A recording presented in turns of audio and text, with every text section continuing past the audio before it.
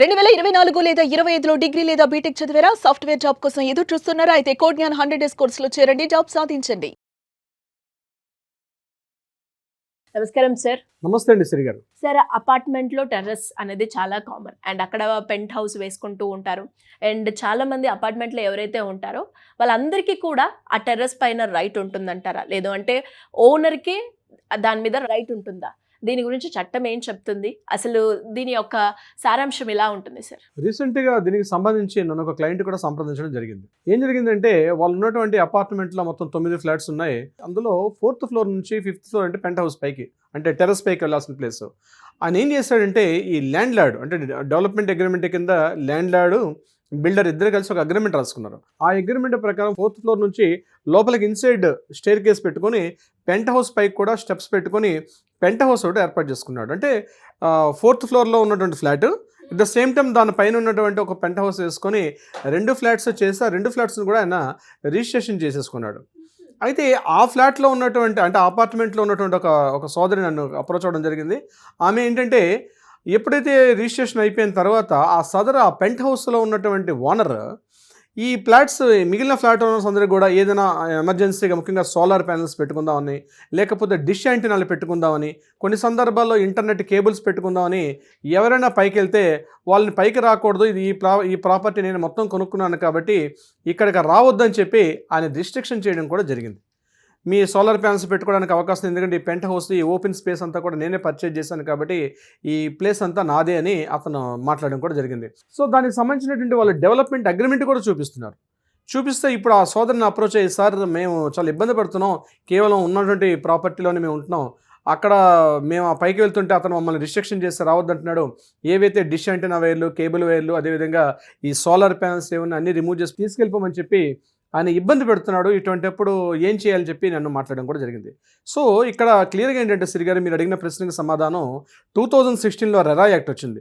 RERA act ప్రకారం common area అని కొన్ని ప్రదేశాలని, కొన్ని ప్లేసెస్ని స్పెసిఫై చేశారు. అక్కడ ఏంటి, స్టెప్స్ కానీ, వరండా ప్రాంతం కానీ, కామన్ కారిడార్ అంటే ఒక ఫ్లాట్ నుంచి మరో ఫ్లాట్కి వెళ్ళాల్సిన కామన్ ఏరియా, లిఫ్ట్ ఉన్నటువంటి ప్రదేశం, అట్ ద సేమ్ టైం పైన ఉన్నటువంటి టెర్రస్ కూడా కామన్ ఏరియా కిందకే వస్తుంది. అంటే అది రూఫ్ కదా, రూఫ్ ఉంటేనే ఇవన్నీ ఫ్లాట్స్ ఉంటాయి కాబట్టి ఆ రూఫ్ అనేది ఇస్ ఆల్సో కామన్ ఏరియా. అంటే వరండా ఎలాగైతే కామన్ ఏరియా అవుతుందో, స్టేర్ కేస్ అయితే ఎలా అయితే కామన్ ఏరియా అవుతుందో, ఆ స్టేర్ కేస్ కింద ఉన్నటువంటి ప్లేస్, కొన్ని సందర్భాల్లో స్టేర్ కేస్ చేస్తారు, ఆ స్టేర్ కేస్ కింద ఏదో వాచ్మెన్ రూమ్ కట్టడమో లేకపోతే స్టోరేజ్ రూమ్గా చేస్తారు. అదన్నీ కూడా ఒక వ్యక్తి నాది ప్లేస్ ఉంటుందని చెప్పి అతను ఆక్యుపై చేసుకోవడానికి కూడా అవకాశం లేదు. At the same time power supply కోసం బోర్డ్స్ పెడతారు, ఒక చిన్న రూమ్ కన్స్ట్రక్షన్ చేస్తారు, అలాంటివి కానీ ఇవన్నీ కూడా కామన్ ఏరియా ప్రొవిజన్ కిందకు వస్తుంది. అందులోని భాగమే ఈ పైన ఉన్నటువంటి టెర్రస్ పార్ట్ కూడా తప్పనిసరిగా ఇట్స్ ఎ కామన్ ఏరియా కిందగా వస్తుంది. కామన్ ఏరియా యాక్ట్ కిందకి ఇప్పుడు నేను చెప్పిన రెరా యాక్ట్ కిందకి వస్తుంది కాబట్టి తప్పనిసరిగా ఆ ప్రాపర్టీని ఎవరికి కూడా అమ్మడానికి వీలు లేదు. It's very crystal clear. ఆ ప్రాపర్టీ పెంట్ హౌస్ వేసుకుంటాను అని చెప్పి అతను ఎవరికి కూడా అమ్మడానికి వీలు లేదు. ముఖ్యంగా అపార్ట్మెంట్లో, ఇండిపెండెంట్ హౌసెస్లో ఉన్నటువంటి సిచ్యువేషన్ ఈజ్ డిఫరెంట్. G+2 G+3లో పైన పెంట్ హౌస్ వేసుకోవడం అనేది ఆ టోటల్ ఓనరే ఉంటారు కాబట్టి that is the different. Even though అటువంటి ప్రదేశాల్లో కూడా G+3 వేసుకొని అక్కడ ఫస్ట్ ఫ్లోర్ సెకండ్ ఫ్లోర్ ఎవరికైనా ప్రాపర్టీ షేర్ చేసి అమ్మేసుకుంటాడైనా, అమ్మేసి పెంట్ హౌస్లో నేను ఉంటానంటే కూడా అక్కడ కూడా ప్రాబ్లం వస్తుంది. సో పెంట్ హౌస్ అనేది రిజిస్ట్రేషన్ చేసుకోవడం కొంత కాంప్లికేషను, అది కామన్ ఏరియా కిందకు వస్తుంది కాబట్టి ఆ అపార్ట్మెంట్లో ఆ బిల్డింగ్లో ఉన్న వాళ్ళందరికీ సంబంధించింది.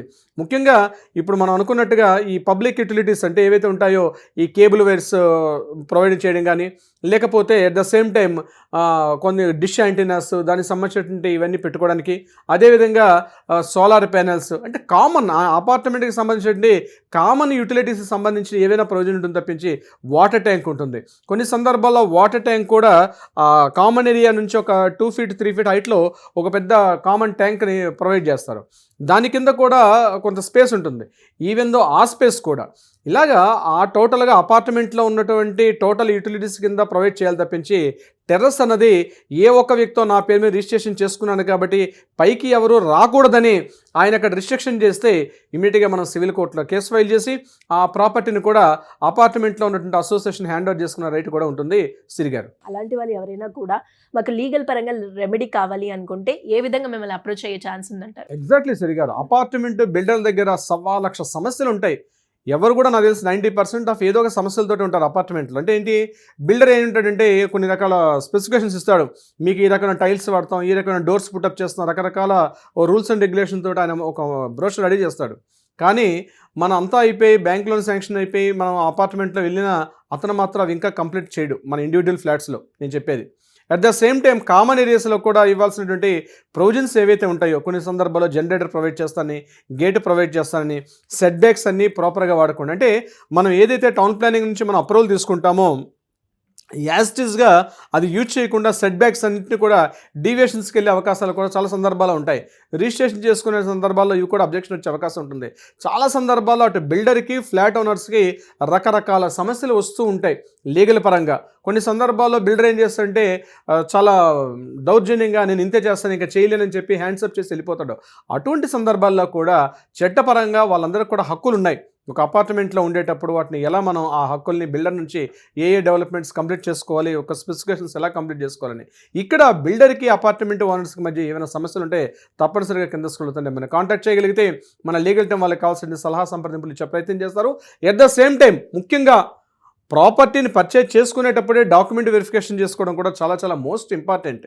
చాలా సందర్భాల్లో తక్కువ రేటుకి వస్తుందని ఏదో సందర్భాల్లో వెళ్తారు. ఇప్పుడు కాస్ట్ నెగోషియేషన్స్ చేస్తారు తప్పించి డాక్యుమెంట్ వెరిఫికేషన్ అనేది చాలా భయపడుతుంటారు. నేనేమంటానంటే మీరు ఎంతో కష్టపడి ఒక ప్రాపర్టీ తీసుకునేటప్పుడు లక్షలు వెచ్చించి కోట్లు వెచ్చించి ప్రాపర్టీ తీసుకునేటప్పుడు ఒక సరైన అడ్వకేట్ని సంప్రదించడం, డాక్యుమెంట్ వెరిఫికేషన్ చేసుకోవడం. డాక్యుమెంట్ వెరిఫికేషన్కి ఆయనకి లీగల్ ఫీజు ఇవ్వాలి తప్పదు. ఎందుకంటే మీ ప్రాపర్టీ మీద ఆయన సరైనంగా అథెంటికేషన్ చేస్తారు కాబట్టి ఆయన కొంత ఫీజు ఇవ్వండి. తప్పనిసరిగా డాక్యుమెంట్ వెరిఫికేషన్ చేసుకొని లీగల్ డిస్ప్యూట్స్ లేకుండా హ్యాపీగా మీరున్న ప్రాపర్టీలు ఉంటే చాలా హ్యాపీగా ఉంటుంది. రేట్ అప్రిసియేషన్స్ వస్తాయి. మీరు ఫ్యూచర్లో ఎటువంటి అమ్మాలన్నా కొనుక్కోవాలన్నా మీ ప్రాపర్టీ మీద లోన్ తీసుకోవాలన్నా ఎటువంటి ఇబ్బందులు లేకుండా ఉండే పరిస్థితి ఉంటుంది. సిరి గారు, thank you sir, thank you so much. Thank you so much అండి.